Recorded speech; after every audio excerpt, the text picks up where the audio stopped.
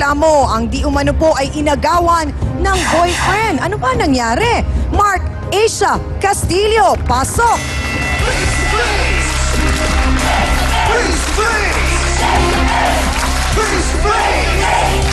Hi, Asia! Sino naman ang nang-agaw ng boyfriend mo? Nang-araw sa akin yung si Toyang po. Sino si Toyang? Kilala ko lang po lang siya, matagal na.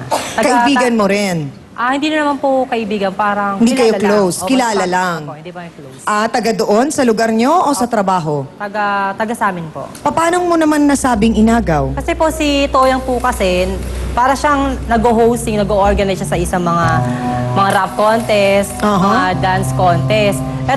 Tong boyfriend ko kasi, dancer kasi siya eh. Ilang taon na ba kayo ng boyfriend mo?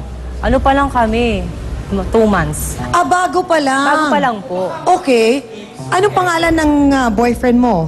Si Patrick po. Si Patrick. Saan naman kayo nagkakilala ni Patrick? Nakakilala kami sa lugar din namin, sa Ampalaya po, sa street namin. Okay. Mapait ang naging kwento ng pag-ibig mo dahil ikaw pala'y taga-Ampalaya Street. So, nagkakilala kayo ni Patrick. Sino ang nagpakita ng Una, motibo? nakita ko lang siya, nakita ko lang siya naglalakad sa lugar namin, hiningi ko yung number, tapos nag-text kami, tapos naging kami. So, paano mo nasabing inagaw nitong si Toyang? Una, hindi ako nanghihinala kasi lagi silang magkasama kasi sali naman siya sa sayaw, siya yung Sumasali sa Oo. contest Siya naman si Patrick. Ito lang naman nag-aasikaso ng mga dance contest and rap contest, kaya okay lang nagkakasama sila. Nagulat na lang ako, pumunta ako sa playground namin kasi parang mayroon kang playground doon, ilog yun. Magkasama ba naman sila, naghahalikan sila? Sandali. Nahuli mo sa akto. Nahuli ko sa akto, kasama ko kaibigan ko pa. Anong sabi? Sinampal ko yung boyfriend ko, si Patrick. Anong ginawa ni Toyang? Wala, natulala lang siya. Pagkatapos nun, nagkita pa kayo ni Patrick? Hindi ko na siya tinitext, tapos ayoko na rin makapagkita sa kanya kasi ginawa niya sa akin. So parang understood na ba yun? Nahiwalay na kayo? Hindi ko alam, wala pa naman kami officially break. Kasi si Patrick kasi, parang part na ng pamilya namin yan eh. Lagi siya natutulog Sa 2 months, ha? Oo, sa 2 months. Lagi siyang nasa bahay namin, doon na rin siya natutulog, kumakain. Kilala siya ng pamilya ko. So tanggap siya ng Tanggap nanay siya. mo Legal at tatay kami. mo. Legal kami, pati sa magulang niya. Legal kami. Magjowa talaga, ganun. paano mo na ipaliwanag sa iyong mga magulang na wala na kayo ni Patrick?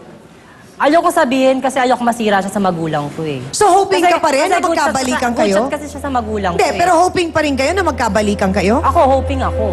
Mahal mo pa si Patrick. Siyempre, mahal ko yun kasi mamahalin ko ba yun kung hindi ko papakilala sa magulang ko? Pero nakilala mo lang siya, naglalakad, nagpalit lang kayo ng numero, tapos kayo na. Mahal na yun? Matagal ko na kasi siyang crush talaga. Matagal mo na siyang nakikita.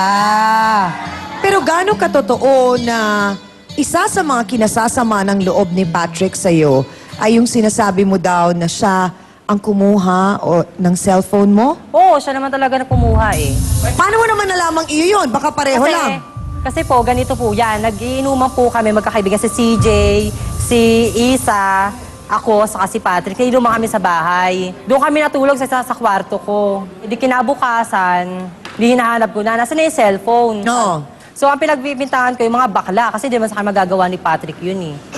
Humingi naman ako ng sorry sa mga kaibigan ko. Sabi ko, pasensya na kayo. Kasi nakita ko, si Patrick pala, hawak niya pala yung cellphone. That very minute, dapat kinuha mo. Kung iyo yun. Hindi po, hindi ko na kinuha. Sa kanya na yun.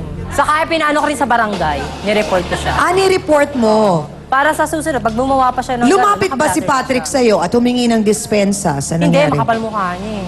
Sabi nga ni Hans, bakit umaasa ka pa rin na magkabalikan kayo? Kasi gusto ko pa siyang mabago. Kasi na-influensya lang siya sa mga kaibigan niya eh, yung mga ganung ginagawa. So malaki ang paniniwala mo na kaya mo siyang baguhin. Hans, ikaw ba meron ka na bang lalaking binago sa buhay mo? Ay, Chang, ako pag ayaw magbago, goodbye. Baka may tanong kayo. Ang tanong ko lang sa'yo, bakit nagustuhan mo pa yung lalaki na linuko ka na? Tapos, gusto mo pang balikan ngayon, inaantay mo pa. Sana pag linuko na, tama na isa lang, madala na. Ay. Naku, Asia. Kasi first boyfriend ko pa lang siya. Kaya gano'n. Saka minahal niya naman ako eh, kaya minahal ko rin siya. Alamin Ano naman ba? natin ang panig ng inireklamo ni Asia, ang sinasabi niyang kaibigan na nang-agaw at nang-ahas daw sa kanyang boyfriend. Alamin nga natin kung ano naman ang paliwanag niya sa nangyaring yun, nung nasa park sila. Narito po si Ronald Toyang Batillier. Pasok!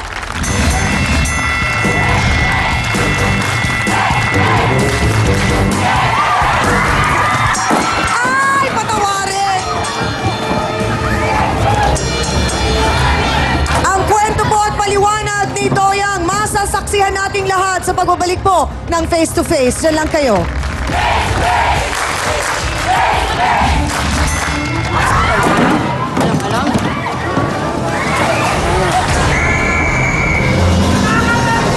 Hindi ba kayo titigil? Ano ba? Layo ng nilakbay ko dun, oh. Tapos umikot ako dun, oh. Tapos dito ako nakarating, oh. Walang gamot sa insecure, hindi pa nagagawa ng doktor yan. Oh, siya, ito kami nag-insecure! Ay, ang ganda mo! Ang ganda mo! Maganda na ako maganda. Dito, di ako maganda, di ka nagawa ng boyfriend. Kailang na po. Pag